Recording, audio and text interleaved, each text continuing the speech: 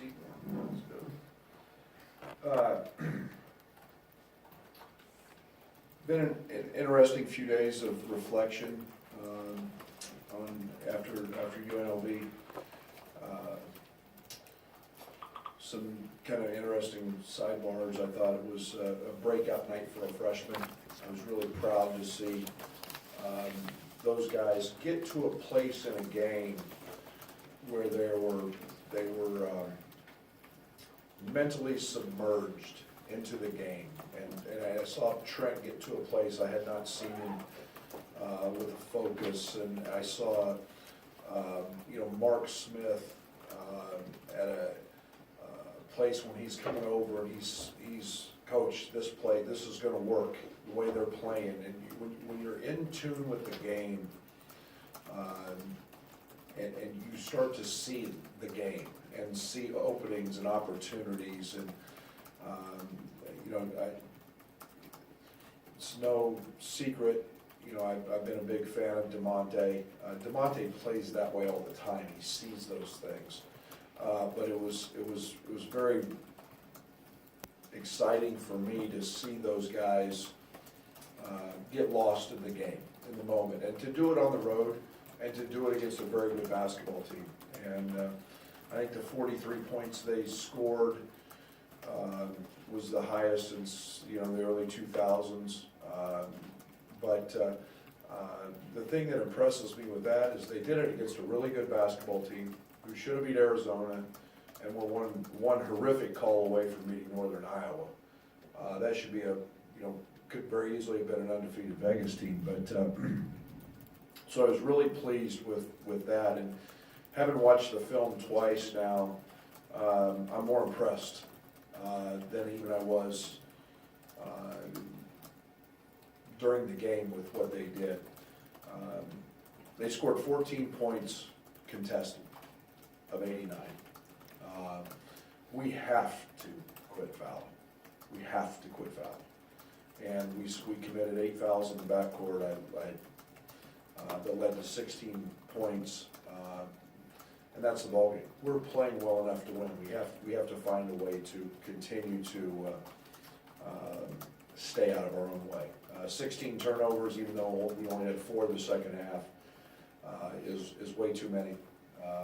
That's 2 games worth. But I did think that we got very, very good in terms of our offensive execution in the half court. I thought out of our spread we were very good. I think we were 16 of 28 in terms of our possessions and of effectiveness.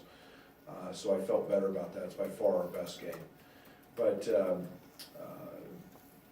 so it's been a time we got to figure out how to do this without fouling. We keep telling our guys, and we don't do it in practice like this. And fouling is a defensive mistake. But so we're trying to be very conscientious. We're trying to play that aggressive style.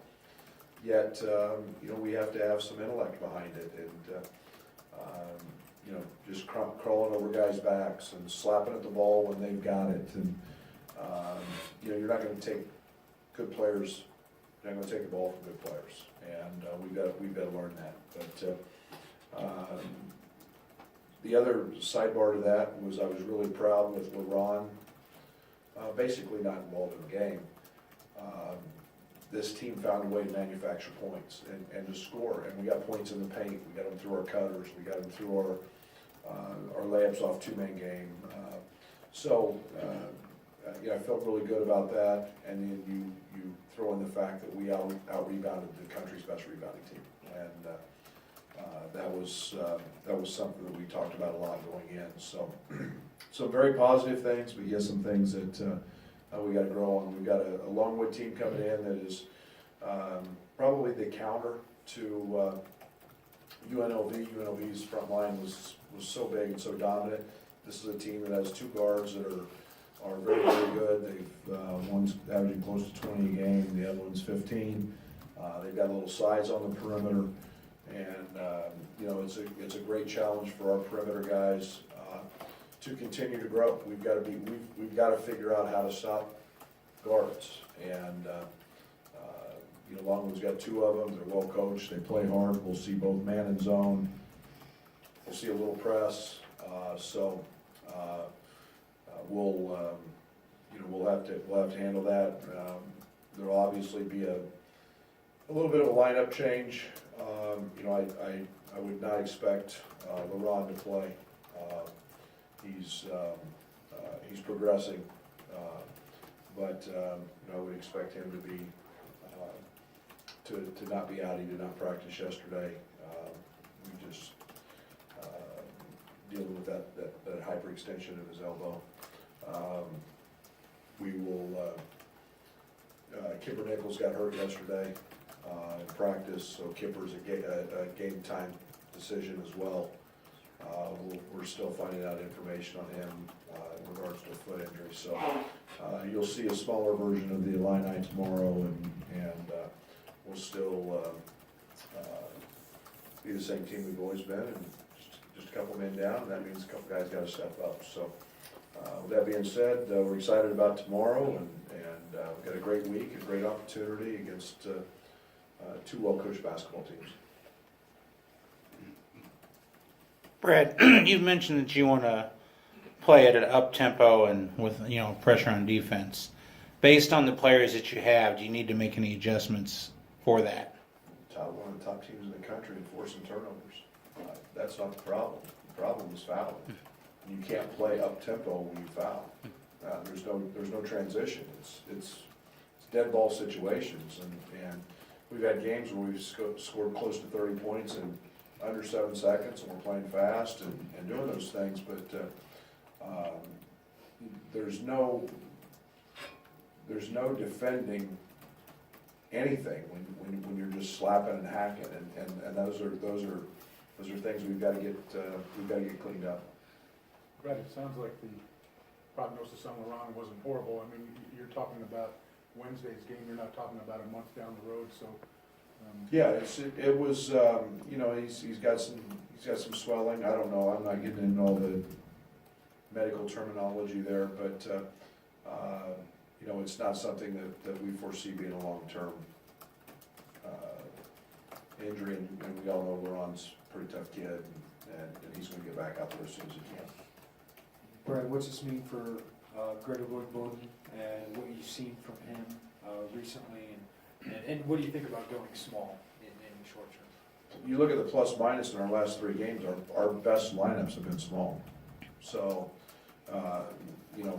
that got us back in it when we slid AJ, and we had AJ Mark, and I think Trent, and DeMonte in the game, and played small, and our plus minus was through the roof, and it's been that way for 3 games in a row. It's been something that we've looked at quite a bit in practice, knowing at different times we're going to have to play that way. What that does is probably get some of our best offensive players on the court. For Greg, that means probably more minutes, hopefully, but I say that with a guarded, if Greg had played 5 minutes the other night at Vegas, he would have fouled out in 5 minutes. He's got to learn to play without as much reckless abandonment as he's playing, and I think Matisse is a guy that's been very, very good in practice, and more opportunity for him, and it's Drew's a guy coming off the bench. He's a walk-on. He's a very, very good basketball player. I think you can see Drew, opportunities there. And he's a high IQ guy and can shoot it. So you'll see some opportunities presented, and that's what I like about the way we play. We have to play with maximum effort. We have to buy minutes, and guys, when it's their turn, you've got to step up. You mentioned that against UNLV you were able to actually scheme within your offense. Did you maybe see something click with the players where they saw how maybe they could get easier shots when you're able to dive into that a little more? I hope so. It's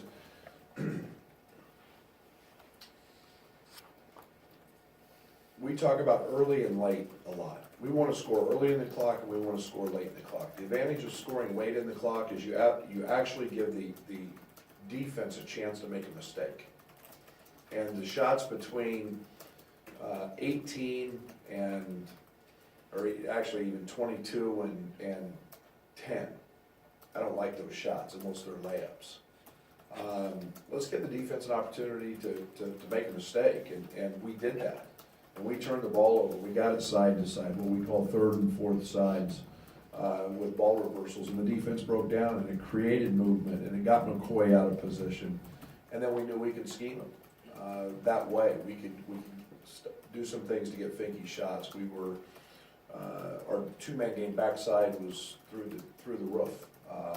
We actually missed a couple of layups, but we got great looks out of that just because of ball movement and forcing them to defend longer into the clock.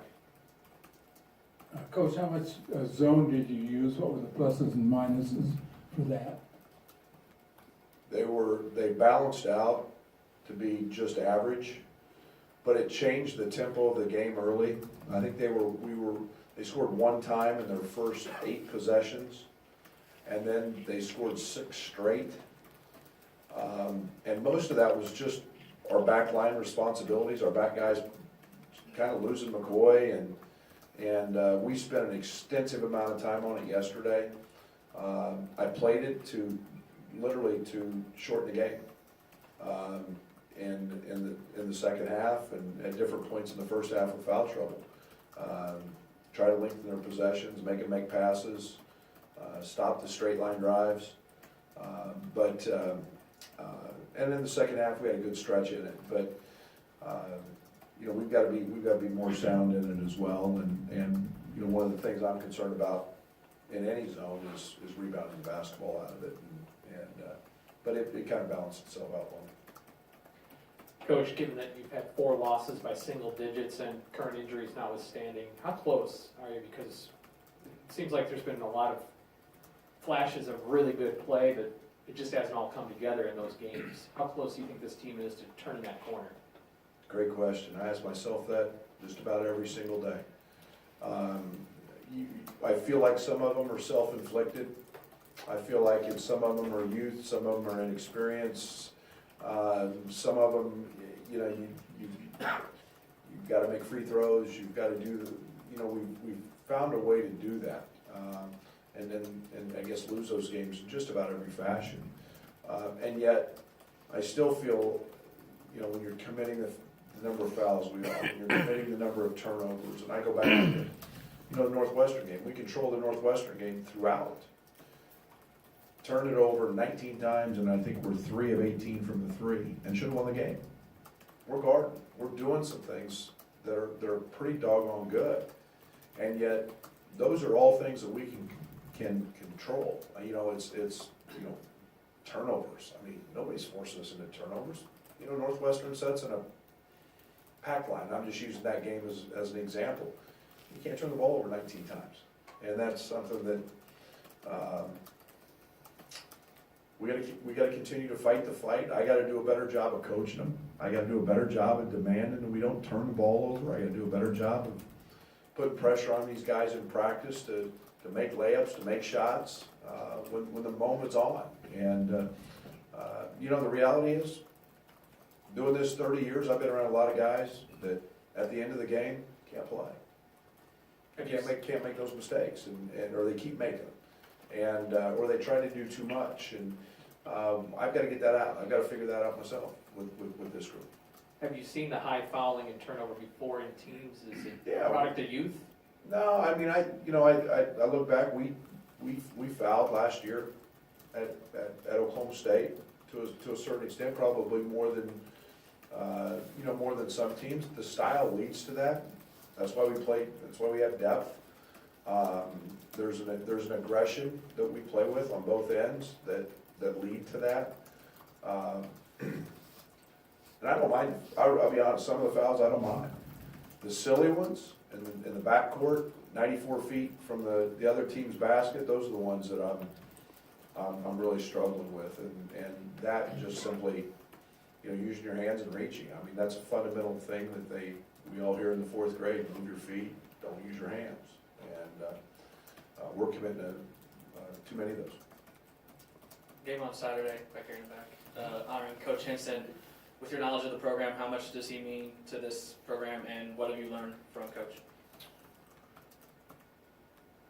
Well, one of the reasons I wanted to be the basketball coach in Illinois is because everything he built. And you know, you can go on and look at the wins and the losses, and yet, see, to me, it's winning's hard, and when you do what he's done in terms of the amount of success in winning and what Coach has done, that's one side of it. But when you impact people's lives in such a way that he's done that at two places, court's named after him. You know, they don't just do that. And that's, you know, John Wooden and Lou Henson, only people who have two courts named after him. To me, that's a guy that not only had success on the court, but he impacted universities, he impacted communities, and then to have, you know, 140, 150, whatever it is, players coming back for this, that's when you're touching people's lives. That's why we get into coaching, is to do that. Sure, we're competitors and we all want to win, but you're impacting young people's lives, and we say this all the time in our recruiting. When a recruit comes here, he gets us for life. He doesn't get us just for the 4 years or the 3 years, and that speaks volumes. I'm so happy to be a part of the game. I've been so thankful to have Coach reaching out and calling and the opportunity to visit and for him to come to practice, because it is special, and it's something that I sure as the heck don't take for granted, because it is a big part of why I wanted to be the basketball coach at the University of Illinois is everything that he built here, and obviously Chris Jans at New Mexico State has to feel the same way, taking over there. He's had the same impact in that community. Brad, with Kipper and Ron possibly out for a short time, what does that do to the growth of the freshmen? Does it put more on them, force them to grow up a little quicker? Yeah, they just became juniors. I mean, that's the way we need to approach it, and you know what? Good for them. I'm excited for them. I'm excited for those guys. I love their youthful exuberance. I love their personality. And like I said, I love the place they got to mentally the other day. And now they have to become consistent with that. And each of them have had their hard moments already in a very young career. They've all had to deal with some adversity, which high school kids never have to deal with. These guys have had to deal with that. And so they're prepared. I've got all the confidence in the world in them. And Greg's gotten minutes. We got to find out what Matits's next step is, and it's all hands on deck, and I tell our guys that all the time. And when something happens and one guy's down, it's a great opportunity for somebody else to step in and prove what they can do. Right back. You kind of mentioned the adversity that these guys have had to overcome. Looking at Mark, he's really struggled behind the three-point line, but shooting 4 for 5 in the UNLV game, is that something that you guys have put a lot of work into, is kind of improving that shot, or is that something that was just working for him on Saturday? No, I think there's tremendous reward that comes with work, and it doesn't happen instantly. Mark's a guy who has to get a lot of shots up. He's not a guy who's going to take 4 or 5 days off and just walk in the gym and start making it. The other night he made 18 in a row, from the three-point line, a little shooting drill we do. That's pretty good. I've been blessed. I've been around some really, really good shooters, and the thing that impresses me with great shooters is they work really, really hard at it. And we talked to Mark a lot about that. He's a guy that has a reputation as a very good shooter. You got to continue to hone that in every day and dial that in. And Mark's not afraid of work, so he's been getting that in, and it's great to see the confidence that comes from hard work. And going 4 or 5 is just the tip of the iceberg for what Mark's capable of doing. Thank you.